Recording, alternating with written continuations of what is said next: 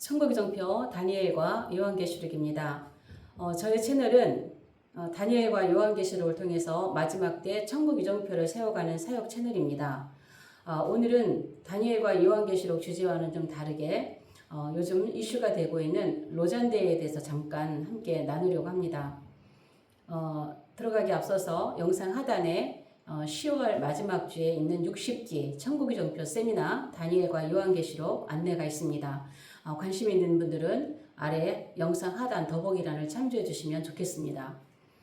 요즘 24년 4차 로잔 대회에 대해서 유튜브에 보면 많은 목사님들 또 관심 있는 분들이 이 대회에 대한 논평 또 각자 다루고자 하는 그 주제를 가지고 이 로잔 대회 이후에 문제점들 또 신학적으로 또 여러 가지 면으로 다루시는 그런 영상들이 많이 있습니다. 그래서 저도 그러한 영상들을 이렇게 쭉 살펴보고 또 다음이나 이런 데에서 인터넷 자료에서 서울 선언문 로잔 대회 서울 선언문에 대해서 이렇게 좀 살펴봤습니다.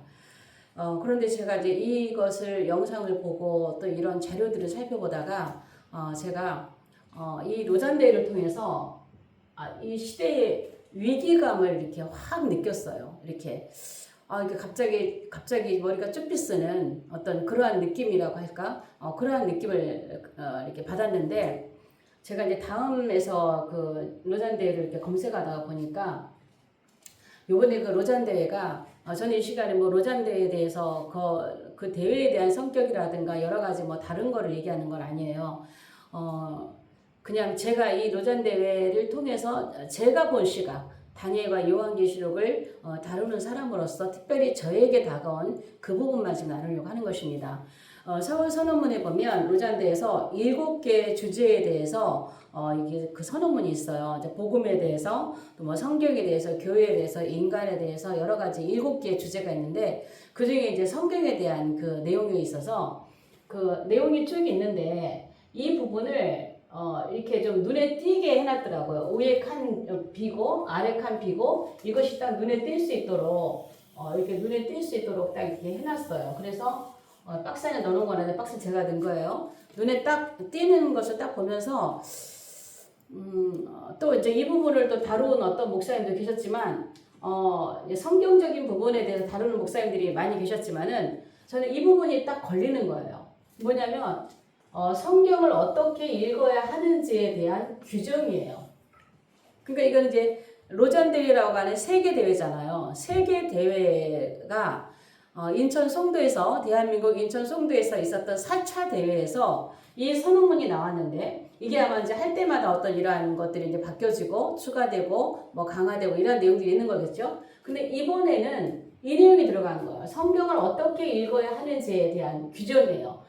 시대의 흐름을 따라서 우리가 이 시대에 WCC나 WEA나 세속화되어져 가고 세계의 그 종교 통합으로 가는 시대에 얼마나 세속적이 되어 있는지는 우리는 다 알고 있는 거죠. 근데 어떤 분은 이제 이 로잔 대회도 처음에 그 의도와는 다르게 WEA나 이 WCC나 이러한 그것으로 세속화되어져 가고 있다라는 말씀을 하시는 분도 계셨는데 여기에서 성경을 어떻게 읽어야 되는지에 대한 규정에서 이렇게 기록하고 있어요. 특별히 성경을 읽을 때 문자적 성경 읽기를 경계해야 된대요.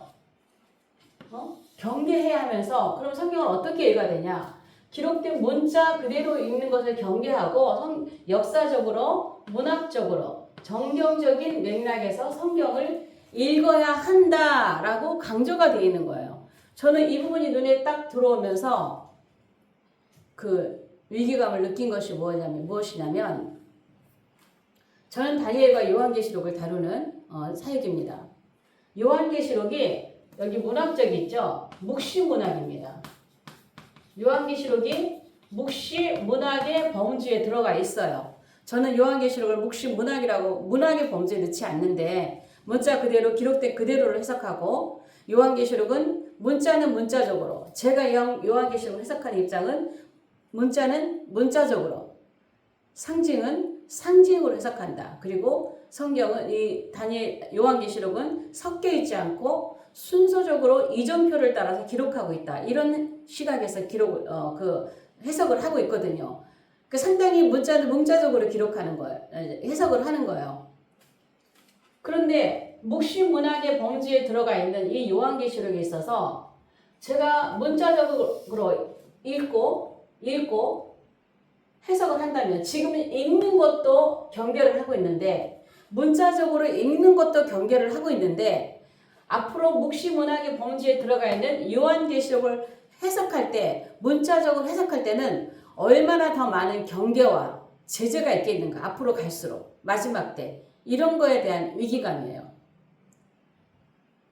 성경은 요한계시록에서도 누구든지 이 말씀을 읽는 자 또 듣는 자 지키는 자가 복이 있다 그러는데 성경은 우리에게 문자적으로 기록이 되어 있잖아요. 상징으로 기록된 게 아니라 문자로 기록이 되어 있잖아요. 우리가 서로 소통할 수 있는 물론 성경을 해석하기에 있어서 이런 게 필요하죠. 그러나 기본적으로 우리는 문자적으로 읽게 되는 거잖아요.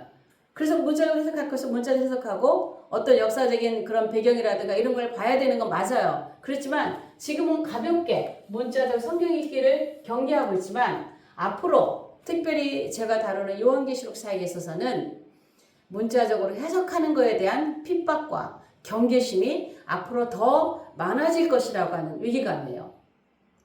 제가 초창기에 이 세미나를 시작하고 또 영상을 올리고 할 때에 어떤 문제가 있었냐면 목사님들께서 나이도 드시고 또 이러한 목사님들께서 전화를 하셔서 이런 말씀하셨어요. 특별히 제가 공격을 받은 부분이 천년왕국이었어요. 천년왕국.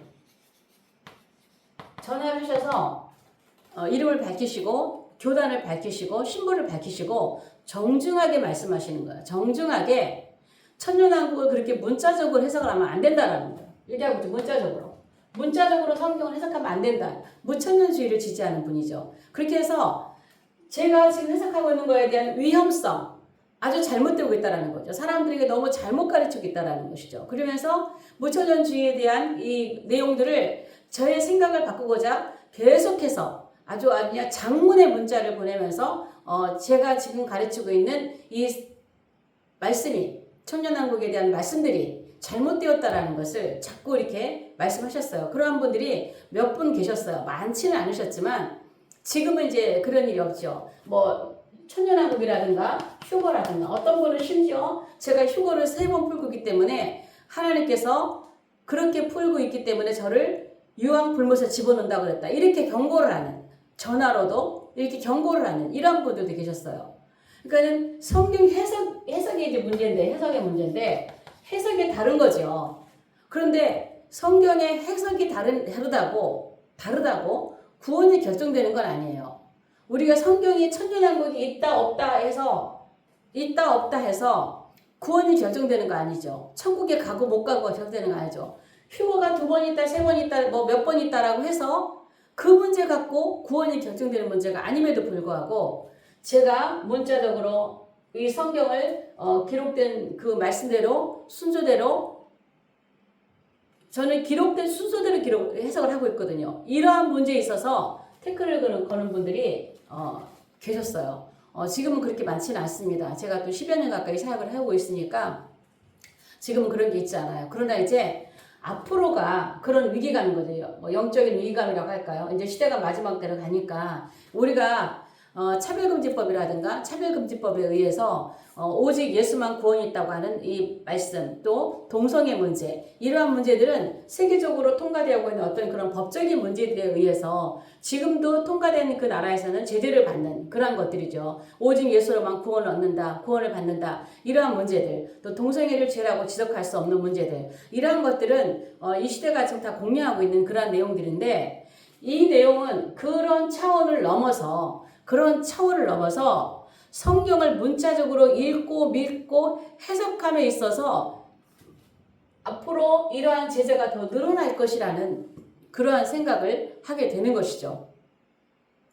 그렇다면 이렇게 앞으로 지금은 이제 성경 읽는 것을 가지고 경계하고 있지만 앞으로 더 나아가서 문자적인 해석에 대해서 태클이 올 때에 제가 지금 풀고 있는 요한계시록 여러 가지 많은 주제들, 천년왕국이나 또 휴거나 14만 4천이나 14만 4천도 제가 지극히 문자 대 문자 해석으로 풀고 있습니다. 14만 4천이나 두 증인이나 여러 가지 그 요한계시록의 그 중요한 주제들이 이제는 브레이크가 걸리게 되는 거예요. 이런 해석들이 이런 분위기가 계속 앞으로 가다 보면 계속해서 이런 데에 대한 브레이크가 걸려올 수 있다라는 생각이 들더라고요. 세미나에 오셨던 어떤 한 권사님께서 제 영상을 보면서 너무나 이 귀한 영상이 이 진리가 앞으로 어떤 그 제재가 있고 어떤 핍박이 올 때 제 유튜브에 있는 모든 영상들이 사라질 것 같다라고 하는 어떤 그런 위기감이 왔대요. 그래서 그 어떤 그런 앱이 있답니다. 그 앱, 유튜브에 있는 영상들을 다 다운받아서 와이파이가 없어도, 이런 게 없어도 이렇게 들을 수 있는 앱이 있다 그래요. 그래서 그 앱을 받아서 제 유튜브에 있는 모든 영상들을 전부 다 다운로드 받아놨다고 하는, 다 저장해놨다고 하는, 그래서 이렇게 저장해놨어야 해서 세미나에 오셔서 보여주시더라고요. 그런 분이 계셨거든요. 저도 때로는 그런 위기감을 느낄 때가 있어요. 제가 올린 이러한 영상들이 어쩌면 앞으로 더 어느 시점에 가면 이렇게 전하는 것도 제재가 되어서 삭제가 되고, 지금도 뭐 어떤 거에 대해서 삭제가 되는 그런 것들이 있잖아요. 지금은 아직은 제가 전한 이런 복음에 대해서 그런 제재는 없지만, 이번 로잔대회를 이렇게 지나고 이렇게 보면서, 앞으로 이럴 수 있겠다, 라는 그러한 생각이, 들었습니다. 저는 80년대 초반에 신학을 했습니다. 그때는 정말 성경은 오직 성경은 정확무한 하나님의 말씀으로 배웠습니다.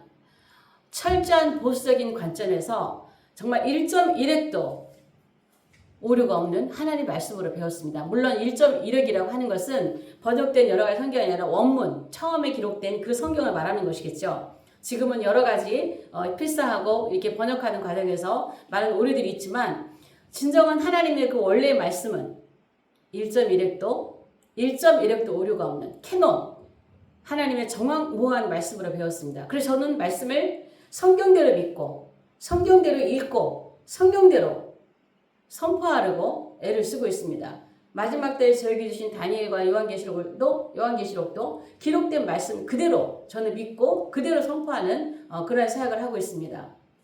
예수님도 말씀을 하실 때에 성경에 기록된